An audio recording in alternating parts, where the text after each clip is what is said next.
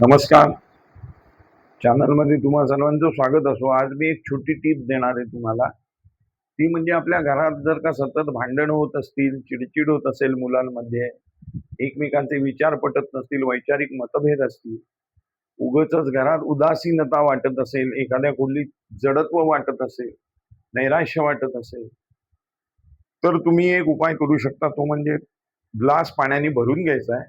त्याच्यामध्ये 1 चिमटी मीठ आणि 1 चिमटी हिंग असं घालायचं, 1 चमचा गोमूत्र घालायचं.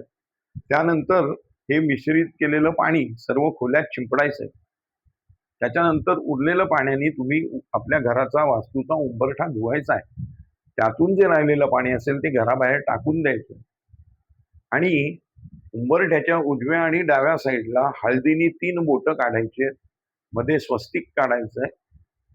एवढं करून झाल्यानंतर घराबाहेर आणि घरात उदबत्ती लावून दिगंबरा दिगंबरा श्रीपाद वल्लभ दिगंबरा याचा एक 5 मिनिटं जप करायचा आहे शांत चित्ताने, की तिथली नकारात्मकता नाहीशी होऊन पूर्ण सात्विक ऊर्जेचा भास तुम्हाला होईल. महिन्यातून दर आठवड्यातून बुधवार शनिवारी हे करायचं आणि येणाऱ्या प्रत्येक अमावस्येला हे करा. धन्यवाद. तुम्हाला काही वाटत असेल तर कॉमेंट बॉक्समध्ये मला तुमच्या वेगळ्या काही समस्या असतील तर जरूर संपर्क करा. चॅनल आवडला तर लाईक करा, सबस्क्राईब करा आणि जुनी व्हिडिओही आवर्जून बघा. धन्यवाद.